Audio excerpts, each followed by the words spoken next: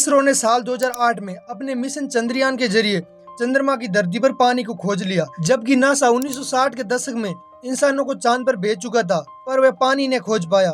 इसके अलावा हमारे इसरो ने साल 2013 में अपने पहले ही अटेम्प्ट में मंगल पर मिशन को भेज दिया, जो कि ऐसा करने वाला दुनिया में भारत एकमात्र देश है। Chandrayaan 3 blasted off into space.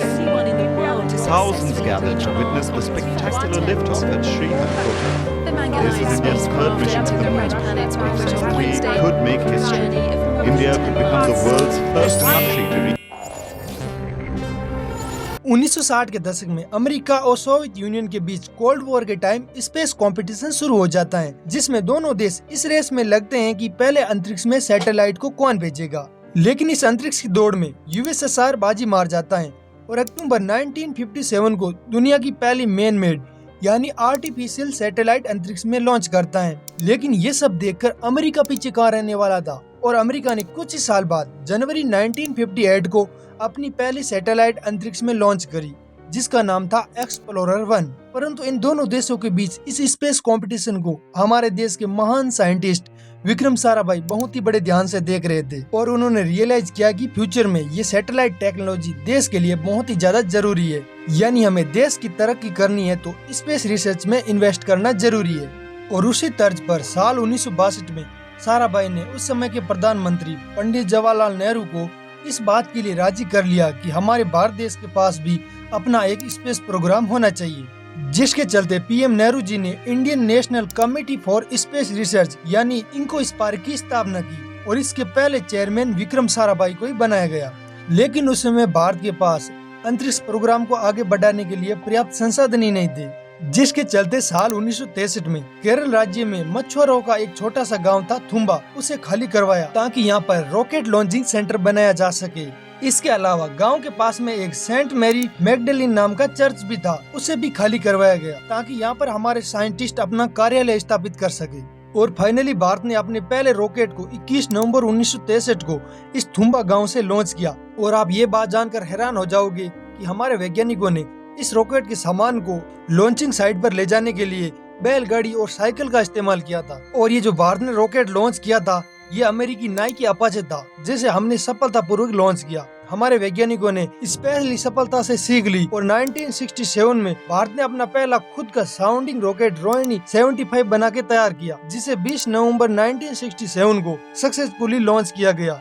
इन मुश्किल भरी सफलताओं के बाद 15 अगस्त 1969 को इनको स्पार्क के स्थान पर भारतीय अंतरिक्ष अनुसंधान संगठन की स्थापना की गई, यानी इसरो की स्थापना की गई। इसके बाद हमारा इसरो खुद एक ऑर्गेनाइजेशन बन चुका था, जिसका मुख्य उद्देश्य था स्पेस टेक्नोलॉजी में हमारे देश को आगे बढ़ाना। वहीं इनको स्पार्क उस समय परमाणु ऊर्जा विभाग के अंडर में एक समिति थी, जिसके चलते इसे सेपरेट करके इसरो की स्थापना की गई। और यहाँ पर एक बार फिर से इसरो के नए चेयरमैन विक्रम साराभाई को चुना जाता है। हमारे वैज्ञानिकों की कड़ी मेहनत के बाद साल 1975 में इंडिया पहली बार अपनी खुद की आर्टिफिशियल सैटेलाइट लॉन्च करता है, जिसका नाम होता है आर्यभट्ट। लेकिन दुर्भाग्य से इस महान सफलता को विक्रम साराभाई नहीं देख पाए, क्योंकि साल 1971 में कार्डियो आर्टिस्ट की वजह से उनकी मौत हो गई। लेकिन इनके बाद इसरो के नए चेयरमैन बनते हैं सतीश धवन, जो कि बहुत बड़े मैथमेटिशियन और एरोस्पेस इंजीनियर थे।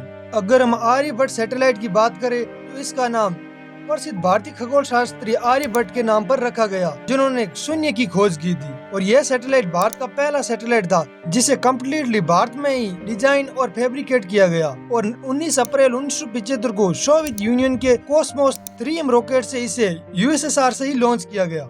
लेकिन 1980 के दशक में इंडिया अपने खुद के दम पर लॉन्च व्हीकल बनाने में सफल हो जाता है। अब भारत को किसी और देश पर निर्भर रहने की जरूरत नहीं थी और इंडिया अपना पहला लॉन्च व्हीकल SLV-3 तैयार करता है। और 18 जुलाई 1980 को इस लॉन्च व्हीकल से रोहिणी सैटेलाइट को श्री हरिकोटा रेंज से लॉन्च किया जाता है। 2, 1, 0। भारत ने रोहिणी उपग्रह द्वारा अंतरिक्ष युग में प्रवेश किया, जिसे भारत निर्मित SLV-3 रॉकेट से पूर्वी तट पर श्री हरिकोटा अंतरिक्ष केंद्र से छोड़ा गया। इसके 3 साल बाद 1983 में इसरो नासा की मदद से इनसैट सैटेलाइट लॉन्च करता है। इनसैट सैटेलाइट की फुल फॉर्म है इंडियन नेशनल सैटेलाइट सिस्टम। दरअसल ये एक सैटेलाइट की सीरीज थी जिसे अर्थ ऑर्बिट में भेजा गया, जिसका काम है कि रेडियो वेव के थ्रू कम्युनिकेशन किया जा सके। और इसकी वजह से भारत में पहली बार टेलीविजन ब्रॉडकास्ट की शुरुआत हुई, जैसे दूरदर्शन। इसके अलावा यदि हमारे भारत देश में कोई सुनामी या फिर टोर्नाडो आता है तो इसकी खबर हमें ये सैटेलाइट पहले ही दे देंगे और हम इन प्राकृतिक आपदाओं से बच सकते हैं। इसके बाद अप्रैल 1984 में इसरो सोवियत यूनियन की मदद से राकेश शर्मा को अंतरिक्ष में भेजते हैं और राकेश शर्मा अंतरिक्ष में जाने वाले भारत के पहले नागरिक बन जाते हैं।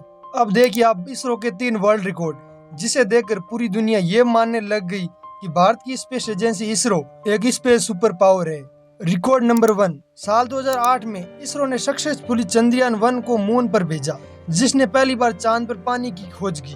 और रिकॉर्ड नंबर 2, इसरो साल 2013 में अपने मार्स मिशन मंगलयान को पहले ही प्रयास में मंगल ग्रह के ऑर्बिट में भेज दिया और ऐसा करने वाला भारत दुनिया में पहला और एकमात्र देश है।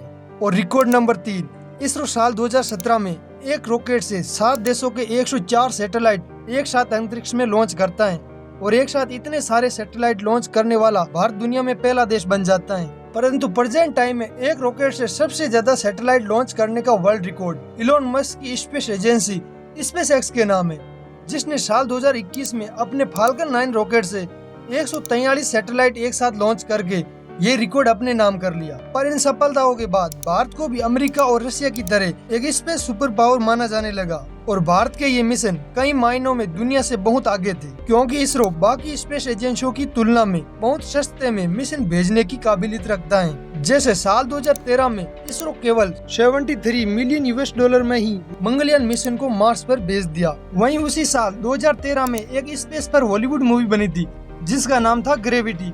उसका बजट लगभग 100 बिलियन $US था, यानी इसरो ने एक मूवी के बजट से भी कम दाम में मंगल ग्रह पर मिशन भेज दिया। आगे 2019 में ISRO moon mission Chandrayaan 2 launch करता है, लेकिन ये मिशन असफल रहा। परंतु इसरो ने हार नहीं मानी और साल 2023 में सक्सेसफुली चंद्रमा के साउथ पोल पर अपना मून मिशन चंद्रयान 3 लैंड कराता है, जिसके बाद भारत मून के साउथ पोल पर उतरने वाला दुनिया में पहला देश बन जाता है। और ये हमारे इसरो के लिए बहुत बड़ी अचीवमेंट थी, क्योंकि आज से पहले कोई भी देश चंद्रमा के साउथ पोल पर नहीं उतरा था।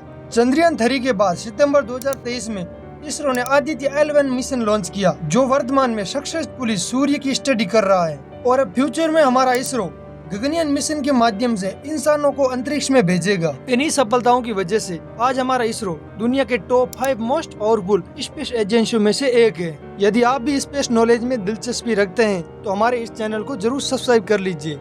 मिलते हैं किसी नए स्पेस टॉपिक के साथ, तब तक के लिए जय हिंद, जय भारत।